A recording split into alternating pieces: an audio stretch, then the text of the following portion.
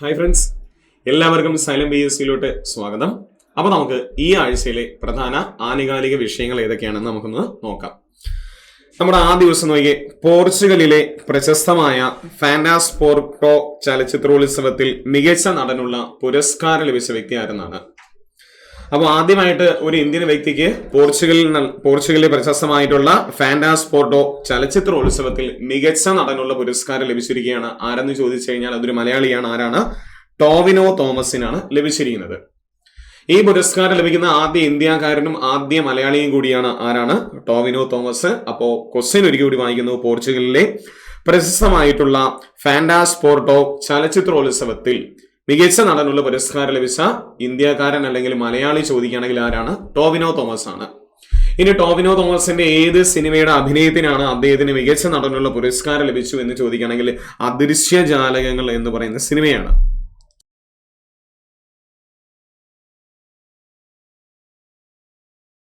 അദൃശ്യജാലകങ്ങൾ എന്ന് പറയുന്ന സിനിമ സംവിധാനം ചെയ്ത വ്യക്തി ഡോക്ടർ ബിജു ആണ് സംവിധാനം ചെയ്യുന്നത്. ആ സിനിമയുടെ അഭിനയത്തിനാണ് ആർക്ക് ലഭിക്കുന്നത്? ടോവിനോ തോമസിന് മികച്ച നടനുള്ള പുരസ്കാരം ലഭിക്കുന്നു. രണ്ടാമത്തെ ക്വസ്റ്റ്യൻ, മികച്ച പരിഭാഷയ്ക്കുള്ള കേന്ദ്ര സാഹിത്യ അക്കാദമി പുരസ്കാരം 2023 കേന്ദ്ര സാഹിത്യ അക്കാദമിയുടെ മികച്ച പരിഭാഷയ്ക്കുള്ള കേന്ദ്ര സാഹിത്യ അക്കാദമി പുരസ്കാരം മലയാളം വിഭാഗത്തിൽ നിന്നും ആർക്ക് ലഭിച്ചിരിക്കുന്നു എന്ന് ചോദിക്കുകയാണെങ്കിൽ ഡോക്ടർ PK രാധാമണിക്കാണ് ലഭിച്ചിരിക്കുന്നത്. ഡോക്ടർ PK രാധാമണി ഏതാണ് പുസ്തകം പരിഭാഷപ്പെടുത്തി എന്ന് ചോദിക്കുകയാണെങ്കിൽ അമൃതാപ്രീതം അക്ഷരങ്ങളുടെ നിഴലിൽ എന്ന് പറയുന്ന പുസ്തകമാണ്. അമൃതാപ്രീതത്തിന്റെ ആത്മകഥയാണ് എന്ത് ചെയ്യുന്നത്? മലയാളത്തിലോട്ട് പരിഭാഷപ്പെടുത്തിയിരിക്കുന്നത്. അമൃതാപ്രീതം അക്ഷരങ്ങളുടെ നിഴലിൽ എന്ന് പറയുന്ന പുസ്തകത്തിനാണ് ആർക്ക് ലഭിക്കുന്നു? ഡോക്ടർ PK രാധാമണിക്ക് 2023 മികച്ച പരിഭാഷയ്ക്കുള്ള കേന്ദ്ര സാഹിത്യ അക്കാദമി പുരസ്കാരം ലഭിക്കുന്നു. ഇതിന്റെ സമ്മാനതുക ചോദിക്കുകയാണെങ്കിൽ 50,000 രൂപയാണ് ഇതിന്റെ സമ്മാനതുക. പരിഭാഷയ്ക്ക് നൽകുന്ന 50,000 രൂപയാണ് സമ്മാനതുക. അറിഞ്ഞിരിക്കേണ്ട മറ്റൊരു കാര്യം, 1981 അമൃതാപ്രീതത്തിന് എന്ത് ലഭിക്കുകയാണ്? ജ്ഞാനപീഠ പുരസ്കാരം ലഭിച്ചിരിക്കുകയാണ്. 1981 ലഭിച്ച വ്യക്തിയും കൂടിയാണ് അമൃതാപ്രീത. നമുക്ക് അടുത്ത ദിവസം നോക്കാം. ഇന്ത്യയിലെ ആദ്യ സഹകരണ മ്യൂസിയം നിലവിൽ വന്നത് എവിടെയെന്നാണ്. ഇന്ത്യയിലെ തന്നെ ആദ്യത്തെ സഹകരണ മ്യൂസിയം നിലവിൽ വന്നത് എവിടെയെന്ന് ചോദിക്കുകയാണെങ്കിൽ കേരളത്തിലാണ്. ഇനി കേരളത്തിൽ എവിടെയാണ് ഇന്ത്യയിലെ ആദ്യ സഹകരണ മ്യൂസിയം നിലവിൽ വന്നതെന്ന് ചോദിക്കുകയാണെങ്കിൽ എവിടെയാണ്? കോഴിക്കോടിലാണ്. ഇന്ത്യയിലെ ആദ്യ സഹകരണ മ്യൂസിയം നിലവിൽ വരുന്നത് എവിടെയാണ്? കോഴിക്കോടിലാണ്. അടുത്തൊരു പ്രധാന ഒരു പുരസ്കാരമാണ് 2024 ഗുരുവായൂർ ദേവസ്വം ബോർഡിന്റെ ജ്ഞാനപ്പാന പുരസ്കാരം ലഭിച്ചത് ആർക്കെന്നാണ്. അപ്പോൾ ഗുരുവായൂർ ദേവസ്വം ബോർഡ് നൽകുന്ന 2024 ജ്ഞാനപ്പാന പുരസ്കാരം ലഭിച്ച വ്യക്തി ചോദിക്കുകയാണെങ്കിൽ രാധാകൃഷ്ണൻ കാക്കശ്ശേരിക്കാണ്. രാധാകൃഷ്ണൻ കാക്കശ്ശേരിക്കാണ് 2024 ജ്ഞാനപ്പാന പുരസ്കാരം ലഭിക്കുന്നത്. സമ്മാനതുക ചോദിക്കുകയാണെങ്കിൽ 51,000 രൂപയാണ് ഇതിന്റെ സമ്മാനതുക. 2023 ഗുരുവായൂർ ദേവസ്വം ബോർഡിന്റെ ജ്ഞാനപ്പാന പുരസ്കാരം ലഭിച്ച വ്യക്തി ചോദിക്കുകയാണെങ്കിൽ വി മധുസൂദനൻ നായരാണ്. വി മധുസൂദനൻ നായർക്കാണ് 2023 ജ്ഞാനപ്പാന പുരസ്കാരം ലഭിച്ചിരിക്കുന്നത്. അപ്പൊ 24 ആർക്ക് ലഭിച്ചു എന്ന് ചോദിക്കുകയാണെങ്കിൽ രാധാകൃഷ്ണൻ കാക്കശ്ശേരിക്കാണ് ലഭിച്ചിരിക്കുന്നത്. അടുത്തൊരു നിയമനമാണ്. മനുഷ്യാവകാശ കമ്മീഷൻ ആക്ടിംഗ് ചെയർപേഴ്സണായി നിയമിതനായ വ്യക്തി ആരെന്നാണ്. ഓക്കെ, കേരളത്തിലെ മനുഷ്യാവകാശ കമ്മീഷൻ ആക്ടിംഗ് ചെയർപേഴ്സണായി നിയമിതനായ വ്യക്തി ചോദിക്കുകയാണെങ്കിൽ K ബൈജുനാഥാണ് നിയമിതനായ വ്യക്തി. K ബൈജുനാഥാണ്. നമുക്കറിയാം കേരളത്തിലെ നിലവിലെ മനുഷ്യാവകാശ കമ്മീഷൻ നിലവിലെ അധ്യക്ഷൻ ചോദിക്കുകയാണെങ്കിൽ ആരാണ്? S മണികുമാർ.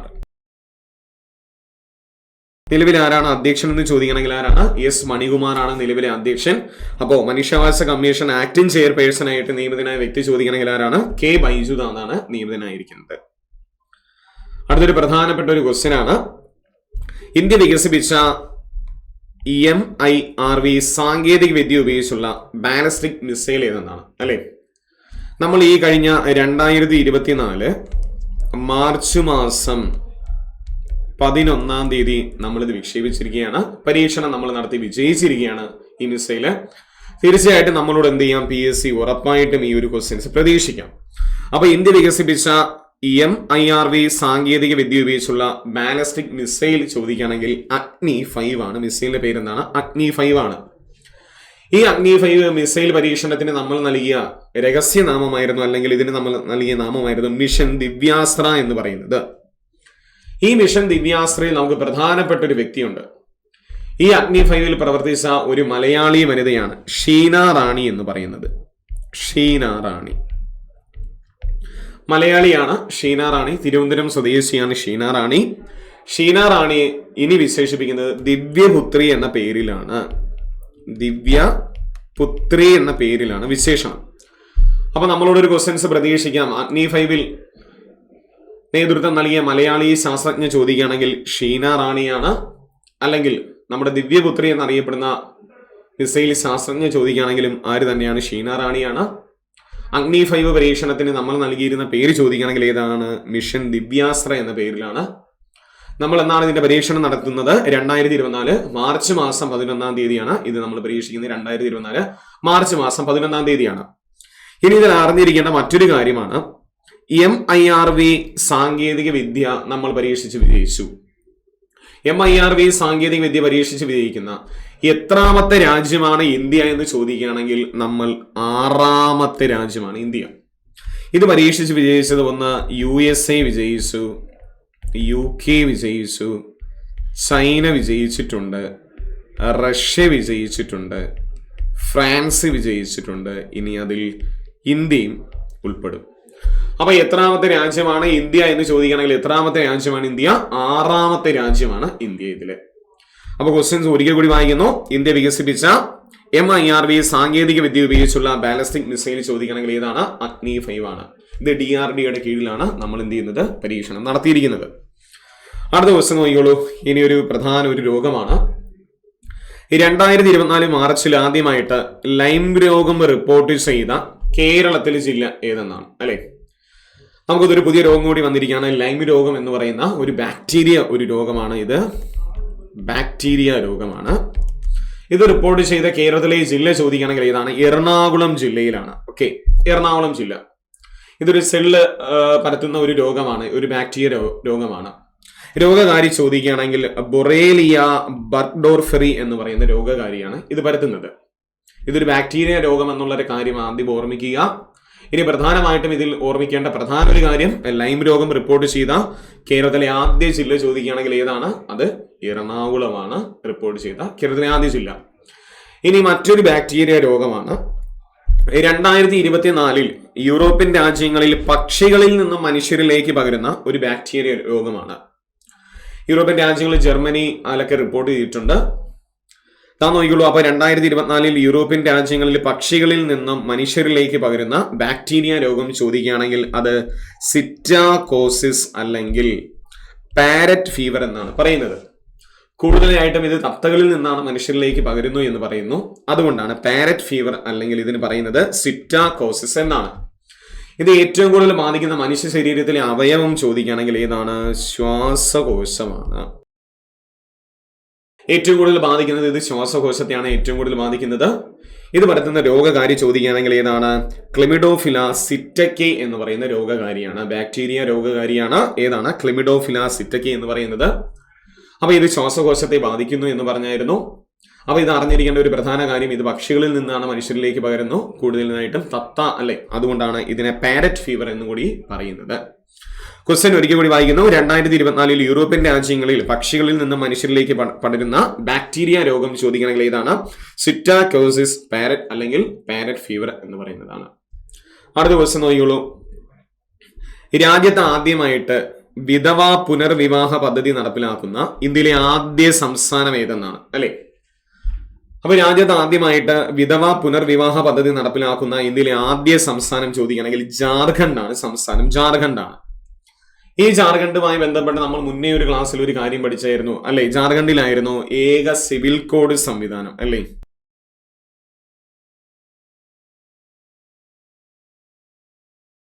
ഇന്ത്യയിൽ ആദ്യമായിട്ട് ഏക സിവിൽ കോഡ് സംവിധാനം നടപ്പിലാക്കിയ ആദ്യ സംസ്ഥാനം ചോദിച്ചു കഴിഞ്ഞാലും രാജ്യത്ത് ആദ്യമായിട്ട് വിധവ പുനർവിവാഹ പദ്ധതി നടപ്പിലാക്കുന്ന ആദ്യ സംസ്ഥാനം ചോദിച്ചു കഴിഞ്ഞാലും ഏത് തന്നെയാണ്? ജാർഖണ്ഡാണ് നടപ്പിലാക്കിയിരിക്കുന്നത്. ഇതേ ജാർഖണ്ഡുമായി ബന്ധപ്പെട്ട് നമ്മൾ മറ്റൊരു ക്വസ്റ്റ്യൻ പഠിക്കുന്നു. 2024 മാർച്ചില് പ്രധാനമന്ത്രി ഉദ്ഘാടനം ചെയ്ത സിന്ദ്രി വളം പ്ലാന്റ് ഏത് സംസ്ഥാനത്തിൽ എന്ന് ചോദിച്ചു കഴിഞ്ഞാലും ഏത് സംസ്ഥാനത്തിലാണ്? ജാർഖണ്ഡിലാണ്. അപ്പൊ 2024 പ്രധാനമന്ത്രി ഉദ്ഘാടനം ചെയ്ത സിന്ദ്രി വളം പ്ലാന്റ് ഏത് സംസ്ഥാനത്തിൽ സ്ഥിതി ചെയ്യുന്നു എന്ന് ചോദിക്കുകയാണെങ്കിൽ ഏത് സംസ്ഥാനത്തിലാണ്? ജാർഖണ്ഡിലാണ് സ്ഥിതി ചെയ്യുന്നത്. ഓക്കെ, ജാർഖണ്ഡിലെ നിലവിലെ മുഖ്യമന്ത്രി നമുക്കറിയാം ആരാണ്? പുഷ്കർ ധാമിയാണ്. നിലവിലെ CM ആരാണ് അവിടെ? പുഷ്കർ ധാമിയാണ്.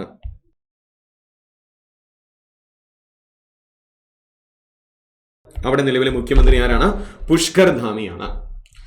ഇനി തോന്നുന്നു നമുക്ക് അടുത്ത ക്വസ്റ്റ്യനോട് നോക്കാം. ഒരു പ്രധാനപ്പെട്ട ഒരു ക്വസ്റ്റ്യൻ ആണ്. പൗരത്വ ഭേദഗതി നിയമം പ്രാബല്യത്തിൽ വരികയാണ് അല്ലെ? ഇന്ത്യയിലെ സിറ്റിസൺ അമെൻമെന്റ് ആക്ട് വരികയാണ്. പൗരത്വ ഭേദഗതി നിയമം നമുക്ക് എന്ത് ചെയ്യാണ്? പ്രാബല്യത്തിൽ വരികയാണ്. എന്ന് ചോദിക്കുകയാണെങ്കിൽ 2024 മാർച്ച് മാസം 11 മുതലാണ് പൗരത്വ ഭേദഗതി നിയമം വരുന്നത്. വലിയൊരു വാർത്തയായിരുന്ന ഒരു കാര്യം കൂടിയായിരുന്നു. ഇതിലൊരു 3 കാര്യങ്ങൾ പ്രധാനമായിട്ട് പറഞ്ഞിരിക്കുക. ഇത് നമ്മൾ ആദ്യമായിട്ട് ലോകസഭയിൽ അവതരിപ്പിക്കുന്നു 2019 ഡിസംബർ മാസം 11 തീയതിയാണ് ലോകസഭയിൽ. പൗരത്വ ഭേദഗതി നിയമം നമ്മൾ ലോകസഭയിൽ അവതരിപ്പിക്കുന്നത് 2019 ഡിസംബർ 11, രാജ്യസഭയിൽ 2019 ഡിസംബർ മാസം 12, ലോകസഭയിൽ ഡിസംബർ 10 ലോകസഭയിൽ 2019 ഡിസംബർ മാസം 10 തീയതിയും രാജ്യസഭയിൽ 2019 ഡിസംബർ മാസം 11 തീയതിയും രാഷ്ട്രപതി ഒപ്പുവയ്ക്കുന്നു 2019 ഡിസംബർ മാസം 12 തീയതി രാഷ്ട്രപതി ഒപ്പുവയ്ക്കുന്നു അല്ലെ? പൗരത്വ ഭേദഗതി നിയമം ഒപ്പുവെച്ച രാഷ്ട്രപതി രാംനാഥ് കോവിന്ദ് ആയിരുന്നു.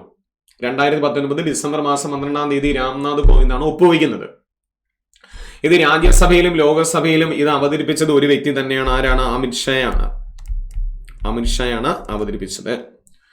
അപ്പൊ ഇതെന്താണ്? എന്ന് മുതൽ പ്രാബല്യത്തിൽ വന്നു എന്ന് കേന്ദ്ര സർക്കാർ പറയുകയാണ്. 2024 മാർച്ച് മാസം 11 തീയതി മുതൽ നിയമം പ്രാബല്യത്തിൽ വരികയാണ്. അപ്പോൾ നമ്മളോട് എന്ത് ചെയ്യാം? തീർച്ചയായിട്ടും ക്വസ്റ്റ്യൻസ് പ്രതീക്ഷിക്കാം. പൗരത്വ ഭേദഗതി നിയമം പ്രാബല്യത്തിൽ വരുന്നു 2024 മാർച്ച് മാസം 11. ഇത് നമ്മൾ ലോകസഭ പാസ്സാക്കുന്നത് 2019 ഡിസംബർ മാസം 10 തീയതി. രാജ്യസഭ 2019 ഡിസംബർ മാസം 12 തീയതിയാണ്. രാഷ്ട്രപതി ഒപ്പുവയ്ക്കുന്നത് ഇത് 2019 ഡിസംബർ മാസം 12 തീയതിയാണ്. അപ്പോ ഒപ്പുവെച്ച രാഷ്ട്രപതി ആരായിരുന്നു? രാംനാഥ് കോവിന്ദാണ്. ഇത് രാജ്യസഭയിലും ലോകസഭയിലും അവതരിപ്പിച്ചത് ആര് തന്നെയാണ്? അമിത്ഷായാണ്. ഇനി മറ്റൊരു പ്രധാന നിയമനമാണ്. 2024 മാർച്ചിൽ ഹരിയാന മുഖ്യമന്ത്രിയായി ചുമതലയേറ്റ വ്യക്തി ആരെന്നാണ് അല്ലെ? മനോഹർ ലാൽ ഖട്ടർ ഹരിയാനയുടെ മുഖ്യമന്ത്രി സ്ഥാനം ഒഴിഞ്ഞതിനെ തുടർന്ന് ഹരിയാന മുഖ്യമന്ത്രിയായിട്ട് ചുമതലയേറ്റ വ്യക്തി ചോദിക്കണമെങ്കിൽ ആരാണ്? നയാബ് സിംഗ് സൈനിയാണ്. അപ്പോൾ നിലവിൽ ഹരിയാനയുടെ മുഖ്യമന്ത്രി ആരെന്ന് ചോദിക്കണമെങ്കിൽ ആരാണ്? നയാബ് സിംഗ് സൈനിയാണ്. മനോഹർ ലാൽ ഖട്ടർ രാജിവച്ചതിനെ തുടർന്ന് ആര് മുഖ്യമന്ത്രിയായിട്ട് ചുമതലയേറ്റു? നയാബ് സിംഗ് സൈനി മുഖ്യമന്ത്രിയായിട്ട് ചുമതലയേറ്റു. അടുത്ത വീണ്ടും ഒരു രാജിവെച്ചൊരു കമ്മീഷനാണ്. നോക്കിക്കോളൂ. 2024 മാർച്ചിൽ രാജിവെച്ച തിരഞ്ഞെടുപ്പ് കമ്മീഷണർ ആരെന്നാണ്? 2024 മാർച്ചിൽ രാജിവെച്ച തിരഞ്ഞെടുപ്പ് കമ്മീഷണർ ആരെന്ന് ചോദിച്ചു കഴിഞ്ഞാൽ അത് അരുൺ ഗോയലാണ്. അരുൺ ഗോയൽ എന്ത് ചെയ്യാണ്? രാജിവെക്കുകയാണ്. തിരഞ്ഞെടുപ്പ് കമ്മീഷനിൽ ഒരു അംഗമായിരുന്നു അരുൺ ഗോയൽ, രാജിവെച്ചിരിക്കുകയാണ്. പിന്നീട് എന്ത് ചെയ്യാണ്? 2 നിയമനങ്ങൾ ഇതാ വരികയാണ്. 2024 മാർച്ചിൽ കേന്ദ്ര ഇലക്ഷൻ കമ്മീഷനിൽ അംഗമായ 2 വ്യക്തികൾ ആരൊക്കെയാണ് അല്ലെ? ഇതാ നോക്കിയുള്ളൂ. ഇലക്ഷൻ കമ്മീഷനിൽ അംഗമായിട്ടുള്ള 2 വ്യക്തികൾ, ഒന്ന് ജ്ഞാനേഷ് കുമാറും മറ്റൊന്ന് സുഖ്ബീർ സിംഗുമാണ്. അംഗമായിട്ടുള്ള 2 വ്യക്തികളാണ്. ഒന്ന് ജ്ഞാനേഷ് കുമാറും മറ്റൊന്ന് സുഖ്ബീർ സിംഗുമാണ്. എന്നാൽ മുഖ്യ തെരഞ്ഞെടുപ്പ് കമ്മീഷണർ ചോദിക്കുകയാണെങ്കിൽ ഇപ്പോഴും ആര് തന്നെയാണ്? അത് രാജീവ് കുമാറാണ്.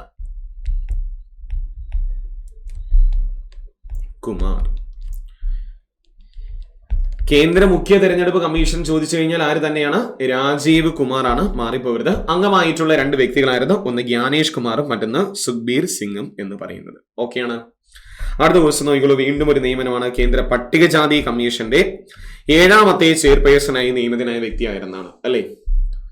അപ്പോൾ കേന്ദ്ര പട്ടികജാതി കമ്മീഷന്റെ 7ാമത്തെ ചെയർപേഴ്സണായിട്ട് നിയമിതനായ വ്യക്തി ചോദിക്കണമെങ്കിൽ കിഷോർ മക്വാനയാണ് നിയമിതനായ വ്യക്തി. കിഷോർ മക്വാനയാണ് നിയമിതനായിരിക്കുന്ന വ്യക്തി.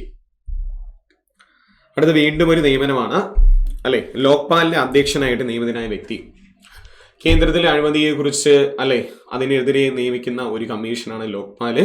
അതിനെക്കുറിച്ച് പഠിക്കുകയും അതിനെതിരെ നിയമങ്ങൾ കൊണ്ടുവരികയാണ് ലോക്പാൽ ചെയ്യുന്നത്. അപ്പൊ 2024 ലോക്പാലിന്റെ അധ്യക്ഷനായിട്ട് നിയമിതനായ വ്യക്തി ചോദിക്കുകയാണെങ്കിൽ ജസ്റ്റിസ് അജയ് മാണിക് റാവു ഖാൻവിൽക്കർ ആണ്. നിയമിതനായ വ്യക്തി ആരാണ്? ജസ്റ്റിസ് അജയ് മാണിക് റാവു ഖാൻവിൽക്കർ ആണ് നിയമിതനായിരിക്കുന്നത്. ഈ ക്വസ്റ്റ്യൻ എന്ത് ചെയ്യുക? ഒന്ന് ഓർത്തിരിക്കുക, നമ്മളോട് ചോദിക്കാം. ഇനി അടുത്തൊരു 2 പ്രധാനപ്പെട്ട ഒരു ക്വസ്റ്റ്യൻസ് ആണ്. ഇന്ത്യയുടെ കര, നാവിക, വ്യോമസേന തദ്ദേശീയമായി നിർമ്മിച്ച പ്രതിരോധ ഉപകരണങ്ങളുടെ മികവ് പ്രകടിപ്പിക്കുന്ന ഇന്ത്യയുടെ കര, വ്യോമ, നാവികസേന തദ്ദേശീയമായിട്ട് നിർമ്മിച്ച പ്രതിരോധ ഉപകരണങ്ങളുടെ മികവ് പ്രകടിപ്പിക്കുന്ന ഭാരത് ശക്തി 2024 വേദി എവിടെ നിന്നാണ്? ഒരു വേദിയാണ്. എന്താണ് ഭാരത് ശക്തി 2024 വേദി ചോദിക്കുകയാണെങ്കിൽ അത് രാജസ്ഥാനിലെ പൊഖ്രാനിലാണ് വേദി. ഒന്നുകൂടി വായിക്കുന്നു. ഇന്ത്യയുടെ കരനാവിക വ്യോമസേന തദ്ദേശീയമായി നിർമ്മിച്ച പ്രതിരോധ ഉപകരണങ്ങളുടെ മികവ് പ്രകടിപ്പിക്കുന്ന ഭാരത് ശക്തി 2024 വേദി ചോദിക്കുകയാണെങ്കിൽ അതെവിടെയാണ്? രാജസ്ഥാനിലെ പൊഖ്രാനിലാണ് വേദിയായിരിക്കുന്നത്. ഇനി നാം നോക്കിക്കോളൂ. ഇനി മറ്റൊരു ക്വസ്റ്റ്യൻ ആണ്. 2024 മാർച്ച് ജയ്പൂരിൽ തകർന്നു വീണ ഇന്ത്യ തദ്ദേശീയമായിട്ട് വികസിപ്പിച്ചെടുത്ത ചെറു യുദ്ധവിമാനം ഏതെന്നാണ്? അപ്പൊ രാജസ്ഥാനിൽ എന്ത് ചെയ്യാണ്? ഒരു യുദ്ധവിമാനം, ഇന്ത്യ തദ്ദേശീയമായിട്ട് വികസിപ്പിച്ച ഒരു യുദ്ധവിമാനം തകർന്നു വീണിരിക്കുകയാണ്. ആ യുദ്ധവിമാനത്തിന്റെ പേര് തേജസ് എന്നാണ്. ക്വസ്റ്റ്യൻ ഞാൻ ഒരിക്കൽ കൂടി പറയുന്നു. 2024 മാർച്ച് ജയ്പൂരിൽ തകർന്നു വീണ ഇന്ത്യ തദ്ദേശീയമായി വികസിപ്പിച്ചെടുത്ത ചെറു യുദ്ധവിമാനം ചോദിക്കണമെങ്കിൽ ഏതാണ്? തേജസ് ആണ് അതിന്റെ പേര്. ഇനി വീണ്ടും ഒരു അരുണാചൽ പ്രദേശിൽ ഒരു ജില്ലയായിട്ട് വന്നൊരു ജില്ലയാണ്. നമ്മൾ കഴിഞ്ഞ ക്ലാസ്സിൽ പഠിച്ചായിരുന്നു. അരുണാചൽ പ്രദേശിന്റെ 26ാമത് ജില്ലയായിട്ട് KE പനിയൂർ നിലവിൽ വന്നു. ഇത് അരുണാചൽ പ്രദേശിന്റെ 27ാമത്തെ ജില്ലയായിട്ട് വന്നത് ഏതെന്നാണ്? അരുണാചൽ പ്രദേശിന്റെ 27ാമത് ജില്ലയായിട്ട് നിലയിൽ വന്ന ജില്ല ചോദിക്കുകയാണെങ്കിൽ ബിച്ചോം എന്ന് പറയുന്ന ജില്ലയാണ്. അപ്പൊ അരുണാചൽ പ്രദേശിന്റെ 27ാമത്തെ ജില്ലയായിട്ട് പ്രഖ്യാപിച്ച ജില്ല ചോദിക്കുകയാണെങ്കിൽ ഏതാണ്? ബിച്ചോം ആണ്. 26ാമത്തെ നമ്മൾ പഠിച്ചായിരുന്നു. അത് KE പനിയൂർ എന്ന് പറയുന്നതാണ് 26ാമത്തെ ജില്ല. ഈ ആഴ്ച 27ാമത്തെ ജില്ല വന്നു. അപ്പൊ നിലവിലെ അരുണാചൽ പ്രദേശിലെ ജില്ലകളുടെ എണ്ണം ചോദിക്കുകയാണെങ്കിൽ എത്രയാണ്? 27 ജില്ലകളായിട്ടുണ്ട്. ഇനിയൊരു നാസ നടത്തുന്ന ഒരു പേടകമാണ്.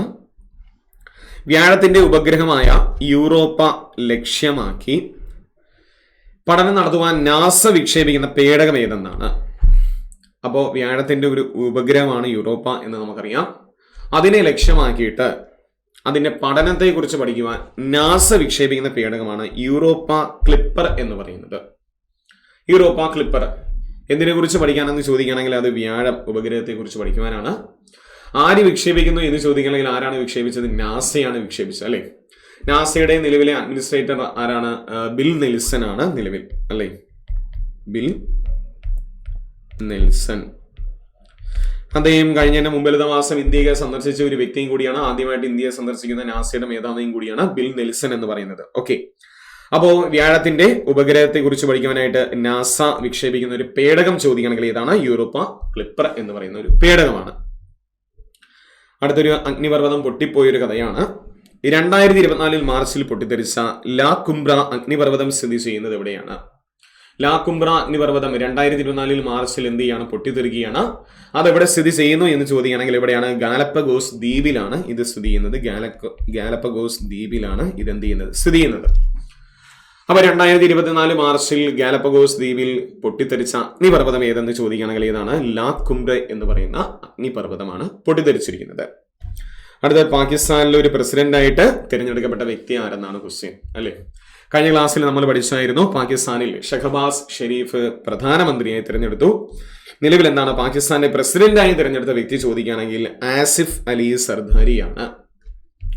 പാകിസ്ഥാന്റെ പ്രസിഡന്റായിട്ട് ചുമതലയേറ്റ വ്യക്തി ചോദിക്കുകയാണെങ്കിൽ ആരാണ്? ആസിഫ് അലി സർദാരിയും. പാകിസ്ഥാന്റെ പ്രധാനമന്ത്രിയായി ചുമതലയേറ്റത് ആരാണ്? ഷഹബാസ് ഷെരീഫാണ്.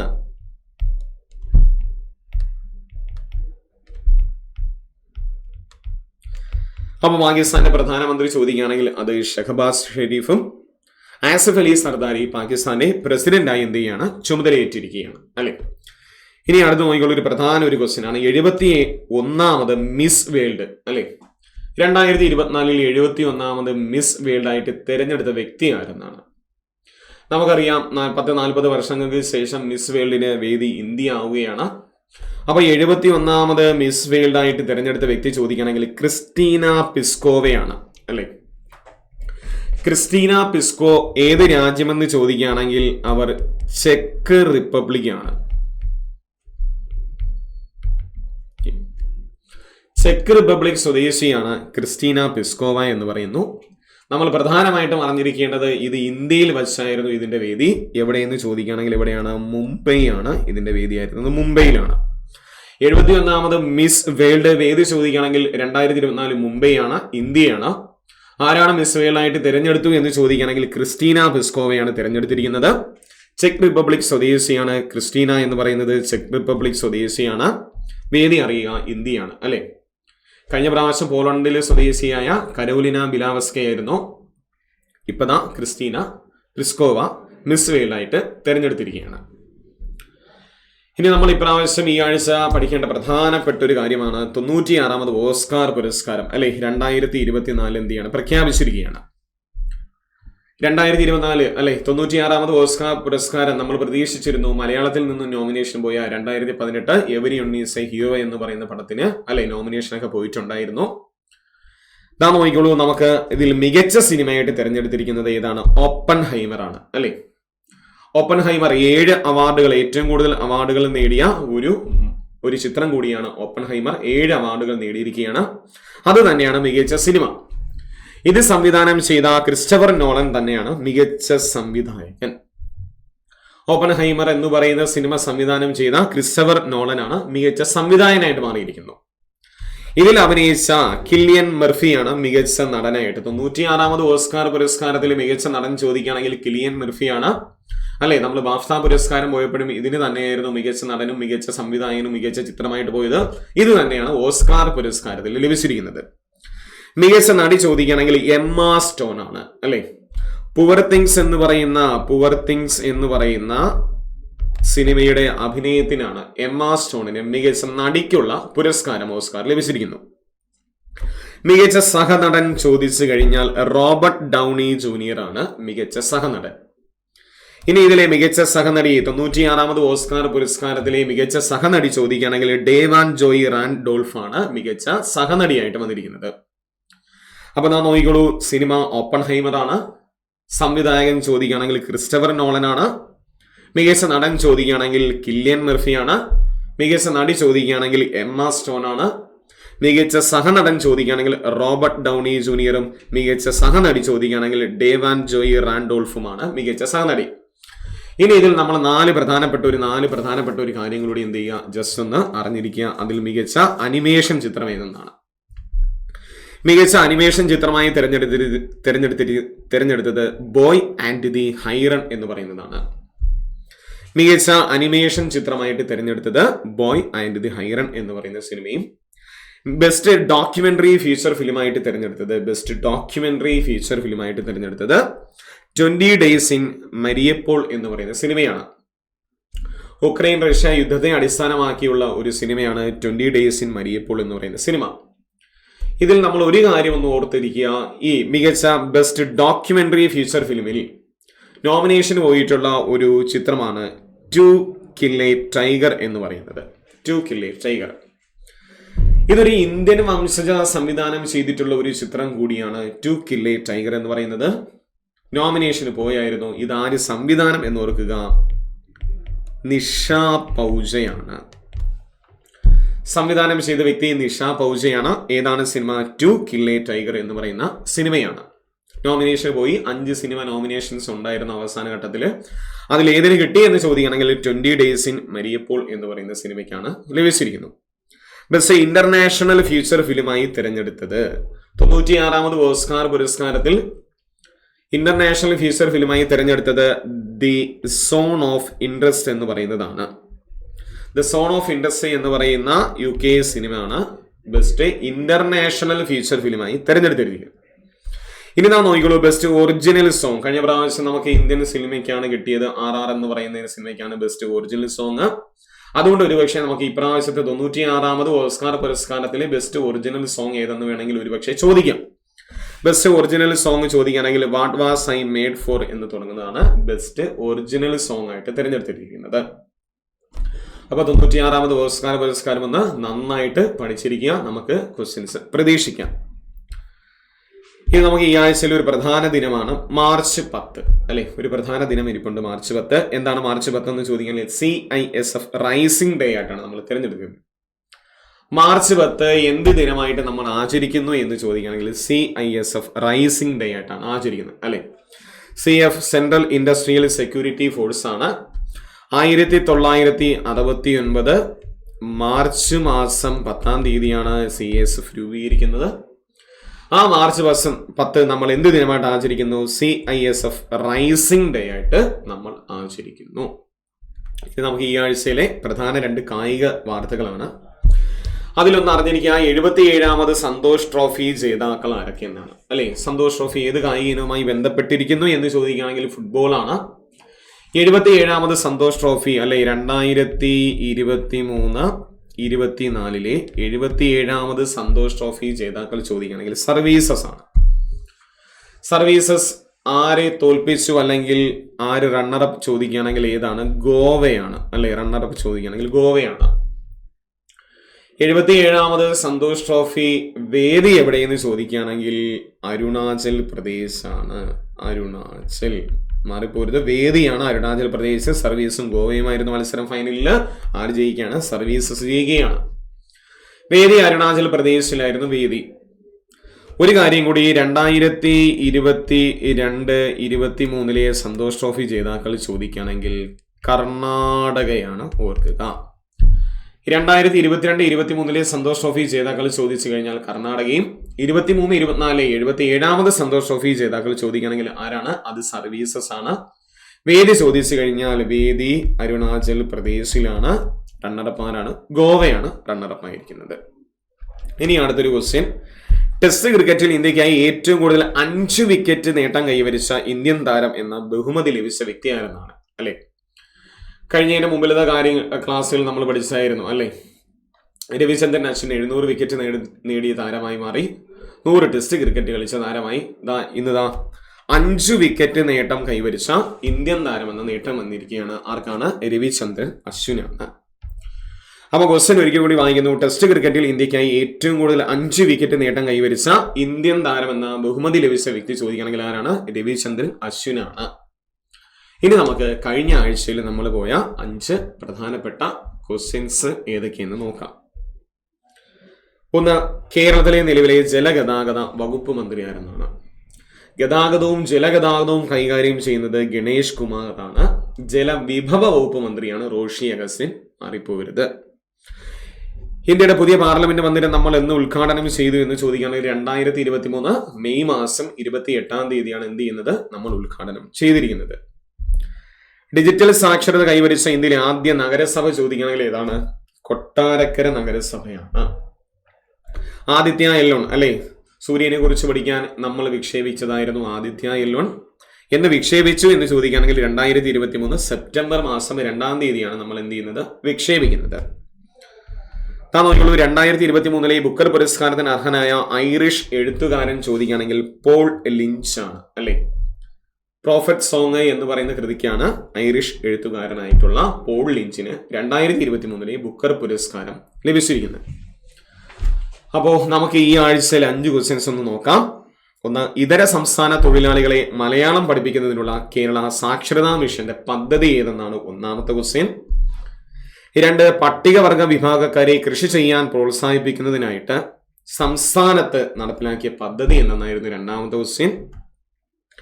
3, 65ാമത് സംസ്ഥാന സ്കൂൾ ഗെയിംസ് വേദി എവിടെയെന്നാണ്? 65ാമത് സംസ്ഥാന സ്കൂൾ ഗെയിംസിന്റെ വേദി എവിടെയെന്നാണ്? 4, ഇന്ത്യയിലെ ആദ്യത്തെ വാട്ടർ മെട്രോ ഉദ്ഘാടനം ചെയ്ത വർഷം എന്നതാണ് കേട്ടോ. ചെയ്ത വർഷം എന്ന് നോക്കുക.